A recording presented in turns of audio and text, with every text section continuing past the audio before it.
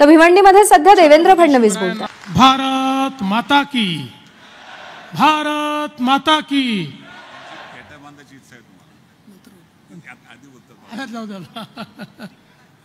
छत्रपती शिवाजी महाराज की जय. धर्मवीर छत्रपती संभाजी महाराज की जय. जय भवानी, जय शिवाजी, जय भवानी, जय शिवाजी, जय जय जय जय जय भवानी, जय जय जय जय जय शिवाजी, जय जय जय जय जय शिवाजी, जय जय जय जय जय भवानी. हिंदवी स्वराज्याचे सरसंस्थापक छत्रपती शिवरायांना मानाचा मुजरा करतो. भारतीय राज्यघटनेचे शिल्पकार भारतरत्न डॉक्टर बाबासाहेब आंबेडकर यांना मानवंदना अर्पित करतो. आजच्या या अतिशय सुंदर सोहळ्यामध्ये आपल्याला आशीर्वाद देण्याकरता या ठिकाणी उपस्थित असलेले परमपूजनीय स्वामी गोविंद देवगिरी महाराजजी, परमपूजनीय बालयोगी सदानंद बाबाजी, राष्ट्रसंत निळकंठ शिवाचार्य महाराज, परमपूजनीय आलोकनाथ महाराज, त्याचप्रमाणे मंचावर उपस्थित असलेले सन्माननीय आमदार किसन कथोरेजी, सन्माननीय खासदार सुरेश म्हात्रेजी, सन्माननीय माजी खासदार कपिल पाटीलजी, आमचे सहकारी निरंजन डावखरेजी, दौलत दरोडाजी, ज्यांचा आज जन्मदिवस आहे ते आमचे सहकारी महेश चौगुलेजी, श्री विश्वनाथ पाटीलजी, नरेंद्र पवारजी, जितेंद्र डाकीजी, विजय सूर्यवंशीजी, अशोक शिंगारेजी, संजय दराडेजी, DM स्वामीजी, रोहन घुगेजी, श्री अनंता भोईरजी, ज्यांच्यामुळे हे मंदिर साकारलं गेलं ते सन्माननीय इथले संस्थापक अध्यक्ष शिवक्रांती प्रतिष्ठान राजीव चौधरीजी, आणि ज्यांनी त्यांना मार्गदर्शन केलं ते हबप डॉक्टर कैलास महाराज निचिते, या संपूर्ण शिवक्रांती प्रतिष्ठानचे टीमचे सर्व सदस्यगण आणि या ठिकाणी उपस्थित सर्व शिवप्रेमी शिवभक्तांनो, आपल्या सर्वांना मी छत्रपती शिवाजी महाराज यांच्या जयंतीच्या खूप खूप शुभेच्छा देतो. आणि सर्वात पहिल्यांदा मी आभार मानतो राजू चौधरी आणि कैलास महाराज निचिते यांचे की त्यांनी अतिशय सुंदर अशा प्रकारचं महाराजांचं मंदिर या ठिकाणी तयार केलं. महाराजांचं मंदिर कशा करता? महाराजांचं मंदिर या करता की आज आपण आपल्या इष्टदेवतेच्या मंदिरात जाऊन इष्टदेवतेची साधना करू शकतो. याचं एकमेव कारण छत्रपती शिवाजी महाराज होते. त्यांनी देव देश आणि धर्माची लढाई त्या ठिकाणी जिंकली. म्हणून तुम्ही आणि आम्ही हिंदू आहोत आणि आपल्या देवतेचं दर्शन करू शकतो. आणि म्हणून जसं हनुमानाचं दर्शन घेतल्याशिवाय प्रभू श्रीरामांचं दर्शन पूर्ण होत नाही, तसं छत्रपती शिवरायांच्या दर्शनाशिवाय कुठल्याच देवाचं दर्शन हे आपल्याला त्या ठिकाणी कधीच फळणार नाही. आणि म्हणूनच छत्रपती शिवरायांचं मंदिर या ठिकाणी बांधण्याचा जो निर्णय हा या आमच्या प्रतिष्ठाननी, राजूभाऊ तुम्ही सगळ्यांनी घेतला. मी खरोखर तुमचे मनापासून आभार मानतो. आणि तुम्ही हे जे काम केलेलं आहे या कामाकरता, तुमच्या या मेहनतीकरता, तुमच्या समर्पणाकरता तुमच्याही ठाई मी नतमस्तक या ठिकाणी होतो. हे जे काम तुम्ही केलेलं आहे अद्वितीय अशा प्रकारचं काम आहे. अतिशय सुंदर अशा प्रकारचं मंदिर, केवळ मंदिर नाही आहे, त्याला सुंदर तटबंदी आहे, अतिशय चांगलं बुरुज त्या ठिकाणी आहे, दर्शनी अशा प्रकारचा प्रवेशाचा मार्ग आहे, बगीच्याची जागा त्या ठिकाणी आहे. आणि शिवरायांच्या जीवनातले सगळे प्रसंग देखील आपल्याला त्या ठिकाणी पाहायला मिळतात. अतिशय सुंदर शिवरायांच्या जन्मापासून तर राज्याभिषेकापर्यंत आणि छत्रपती संभाजी महाराजांनी ज्यावेळी वाघाचा जबडा फोडला होता त्या प्रसंगापर्यंतचे सर्व प्रसंग हे आपल्याला या मंदिरामध्ये पाहायला मिळतात. आणि याचा उल्लेख झाला की छत्रपती शिवरायांसोबत महाराष्ट्राची कुलस्वामिनी आई तुळजाभवानी देखील आहे आणि राष्ट्रमाता राजमाता आई जिजाऊ मासाहेब देखील आहेत. त्यामुळे खऱ्या अर्थानं हे राष्ट्र मंदिर आहे असं जर मी म्हटलं तर ते चुकीचं ठरणार नाही. हे राष्ट्र मंदिर या ठिकाणी निर्माण झालेलं आहे की ज्यातनं एक मोठी प्रेरणा ही आपल्या सगळ्यांना मिळणार आहे. आज आपण पाहतोय खरं म्हणजे छत्रपती शिवरायांनी ज्या काळामध्ये या देशामध्ये अनेक राजे अनेक राजवाडे हे मुघलांची आणि परकीय आक्रमकांची मनसबदारी घेऊन त्यांच्या अधिपत्याखाली काम करत होते, ज्यावेळेस लढण्याची शक्ती कुठेतरी क्षीण झाली होती, ज्यावेळी गुलामगिरी हीच महिमामंडित होत होती आणि कोणाचे तरी मनसबदार म्हणून कोणाचे तरी सरदार म्हणून मिरवण्याची प्रथा या देशामध्ये तयार झाली होती, त्यावेळी आई जिजाऊंच्या आशीर्वादानं छत्रपती शिवरायांवर असे संस्कार झाले की कुठल्याही परिस्थितीमध्ये आता या मुलखाला आम्ही पारतंत्र्यात राहू देणार नाही. हे जे परकीय आक्रमक हे मुघल हे वेगवेगळे जे आक्रमक या ठिकाणी आलेले आहेत, हे ज्या प्रकारे आमच्या स्वकीयांवर अत्याचार करतात, अनाचार करतात, दुराचार करतात, यांना कुठेतरी धडा शिकवला पाहिजे आणि देव देश आणि धर्माकरता रयतेचं राज्य स्थापन झालं पाहिजे. अशा प्रकारच्या विचारातून आई जिजाऊंनी शिवबांना घडवलं आणि शिवबांनी चमत्कार केला. बघा या देशामध्ये आपण प्रभू श्रीरामांना युगपुरुष म्हणतो. प्रभू श्रीराम युगपुरुष काय? आपण तर म्हणतो प्रभू श्रीराम हे ईश्वर होते. मग रावणाशी लढण्याकरता प्रभू श्रीरामांना त्या ठिकाणी सेनेची आवश्यकता काय होती?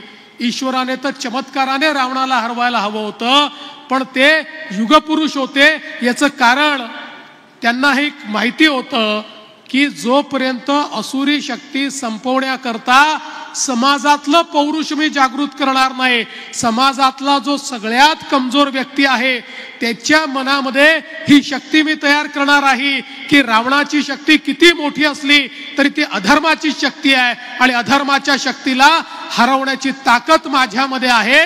अशा प्रकारचं पौरुष हे समाजातल्या शेवटच्या व्यक्तीत तयार केलं पाहिजे. आणि म्हणूनच प्रभू श्रीरामांनी छोट्या छोट्या लोकांना एकत्रित केलं, त्यांच्यातलं पौरुष जागृत केलं आणि त्यांच्या भरोशावर जगातली सगळ्यात मोठी शक्ती जी अधर्मी शक्ती होती त्या शक्तीचा निपात केला. आणि म्हणूनच एका नव्या युगाची निर्मिती करणारे प्रभू श्रीराम हे आमच्याकरता युगपुरुष आहेत.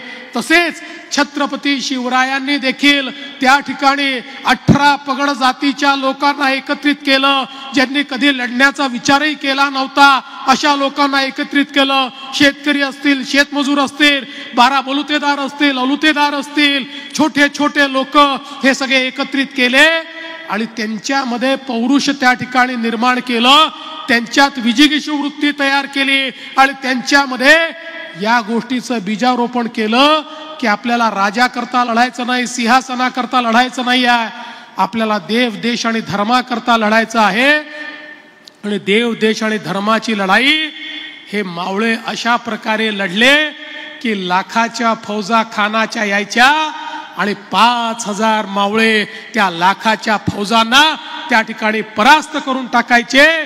हे जे बीजारोपण त्या ठिकाणी छत्रपती शिवाजी महाराजांनी केलं, त्यातूनच पुढच्या काळामध्ये छत्रपती संभाजी महाराज, राजाराम महाराज, तारा राणी यांच्यापासनं तर मराठ्यांनी अटके पार झेंडे लावले आणि त्या ठिकाणी अफगाणिस्तानापर्यंत संपूर्ण हिंदवी स्वराज्याचा भगवा झेंडा हा छत्रपती शिवरायांच्या प्रेरणेने या ठिकाणी लागला. महाराज हे तर खूप लवकर आपल्यातनं निघून गेले.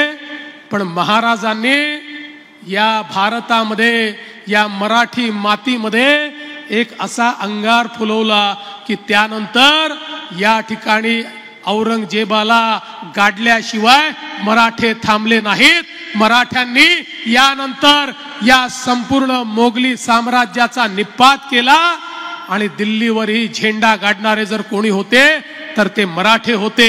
मर्दा आम्ही मराठे खरे, दुश्मनांना भरे का परे, देश रक्षा वया, धर्म तारा वया, कोण झुंजात मागे उरे, असे सांगणारे मराठे हे अटके पार त्या ठिकाणी पोचले.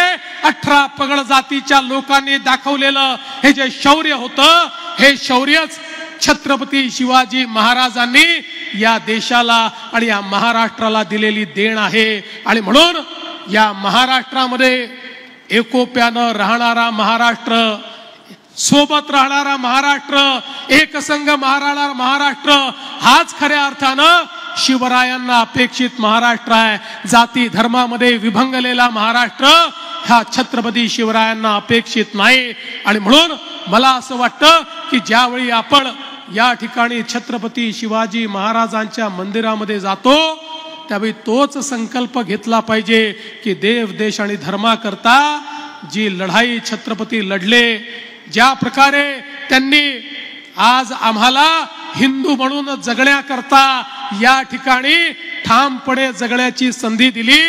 आणि छत्रपती शिवराय असतील किंवा ज्यांचा उल्लेख या ठिकाणी केला पाहिजे त्या लोकमाता पुण्यश्लोक अहिल्यादेवी होळकर असतील, ज्यांनी संपूर्ण हिंदुस्थानामध्ये मोगली साम्राज्याने आमची जी मंदिरं त्या ठिकाणी तोडली होती त्या सगळ्या मंदिरांचा पुनर्निर्माण केला.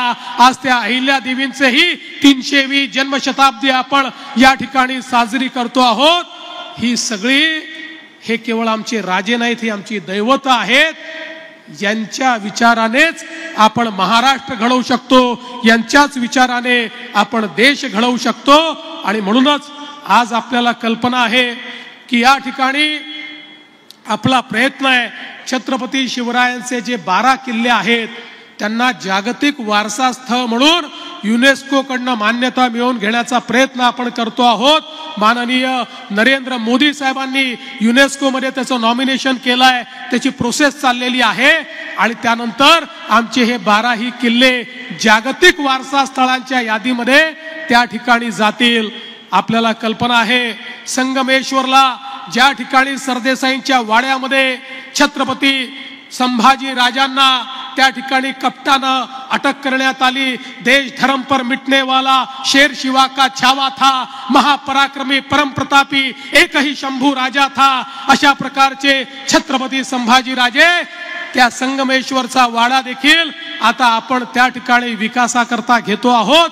आणि त्याही ठिकाणी अतिशय चांगलं स्मारक हे छत्रपती संभाजी महाराजांचं आपण करणार आहोत. वडू आणि तुळापूरला तर आपण ते करतोच आहोत. आणि यासोबत उत्तर प्रदेशच्या सरकारला आम्ही विनंती केलेली आहे की आग्र्याला ज्या कोठीमध्ये छत्रपती शिवरायांना त्या ठिकाणी कैद केलं होतं तीही आम्हाला महाराष्ट्र सरकारला स्मारक म्हणून विकसित करण्याकरता आपण त्या ठिकाणी द्यावी. आणि त्याकरताही बजेटमध्ये आपण तरतूद केली आहे.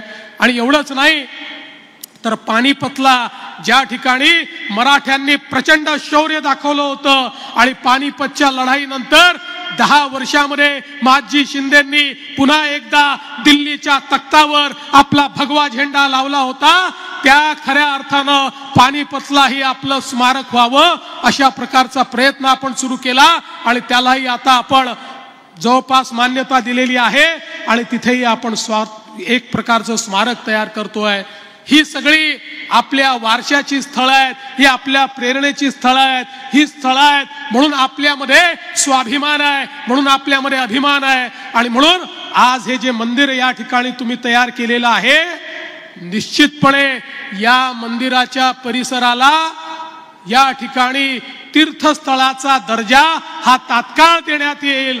आणि या ठिकाणच्या विकासाकरता ज्या ज्या गोष्टी आवश्यक आहेत महिमा मंडन होऊ देणार नाही, त्याचं उदात्तीकरण होऊ देणार नाही. त्याचं उदात्तीकरण करण्याचा कोणी प्रयत्न केला तर तो प्रयत्न त्याच ठिकाणी चिरडून टाकण्याचं काम या आम्ही